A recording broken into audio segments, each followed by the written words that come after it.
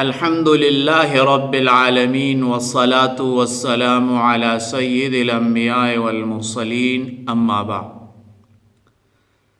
زما محترمو، منز د دین اسلام یو مضبوط ستن ده. د دې منز اهمیت څه ده؟ د دې منز فرضیت کله راځي او کم خلق چې موس قصدن پرېږدي د هغې په باره کې احادیث څه وایي، د هغې په باره کې وعیدونه څه دي. نمبر 1 د منځ اهمیت څه دی؟ نبی علیه السلام فرمایي چې د معاملې اصل شیز هغه اسلام دی او د دې اسلام ستن چې کومه ده هغه منځ دی. بل دا وایي چې د مسلمان او د کافر په منځ کې فرق چې دی هغه منځ دی. دا څوک فرمایي؟ نبی علیه السلام. بل ځای کې فرمایي نبی علیه السلام چې د قیامت پر ورځ به د ټولو نه لومبی تپوس د اعمالو په باره کې د مونځ په باره کې کېږي. اعمالو کې به د ټول نه لومبی تپوس دا د مونځ په باره کې کېږي. خو اوس دا مونځ په چا باندې فرض کېږي؟ په نارینه باندې په کم عمر کې فرض کېږي او په زنانه باندې کم عمر کې دا فرض کېږي. د زنانه یعنی د ماشوم او د ماشوم چې کله دی بلوغ ته ورسیږي نو په دغه وخت کې په دی باندې مونځ دا فرض کېږي.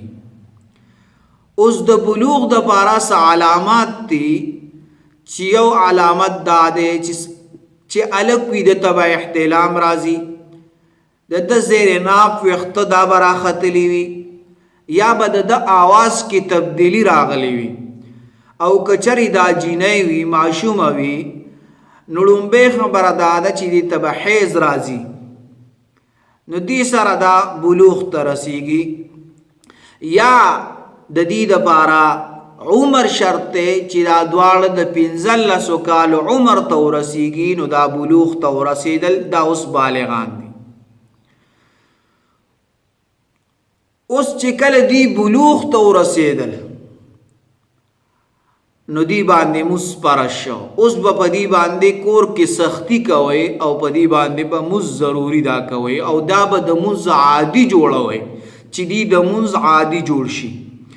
نبی علیه السلام فرمایي چې کله ماشوم د 7 کالو شي نو دته د مونځ وښایي او دته مونځ زده کړي او د باندې د مونځ دا چې کومه ډانچه ده دا ورته وښایي او زده یې کوي.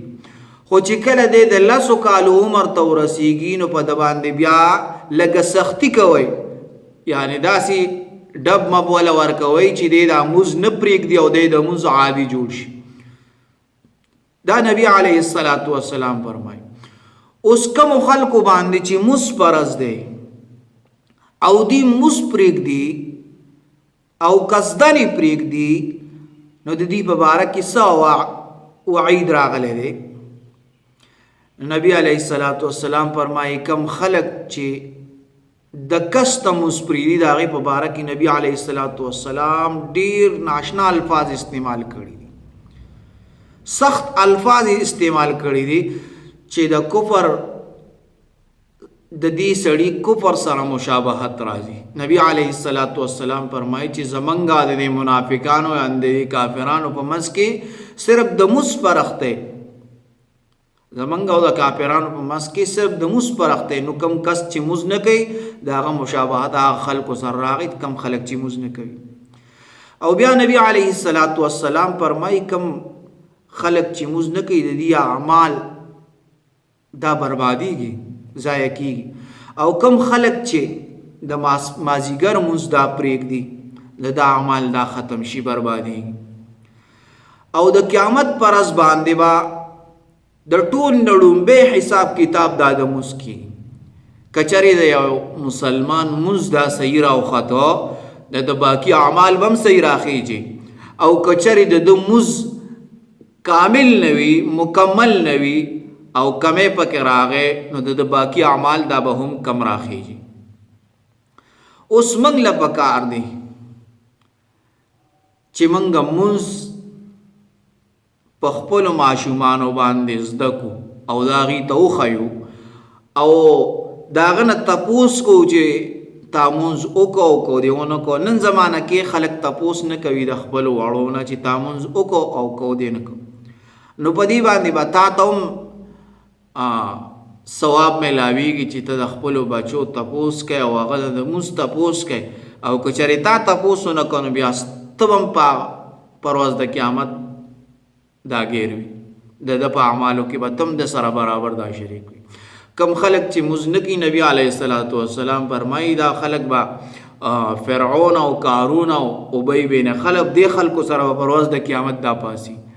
نو هر یو کس له پکار دی چې خپل ماشومانو باندې اول په خپل او بیا په خپل کور والا په خپل ماشومانو باندې هغې ته د مونځ ترغیب ورکړي او هغې باندې د مونځ په باره کې سختي راولي چې او تاسو به مونځ قضا کوئ نه، که چېرې قضا هم کو نو ډایرکټ به خپل مونځ کوئ. نو دا هر یو کور کې دا پکار دی، ځکه چې دې سره په مال کې په اولاد کې په خوراک کې هر څیز کې دې سره برکت راځي. او کم کور کې چې مونځ نه وي نو هغې نه الله تعالی هغه برکات اوچت کړي، د هغې نه خوشحالۍ د اوچتې کړي. نو هر یو کس له پکار دی چې خپل کور کې د مونځ دعوت دا ضرور چلی. جزاکم الله.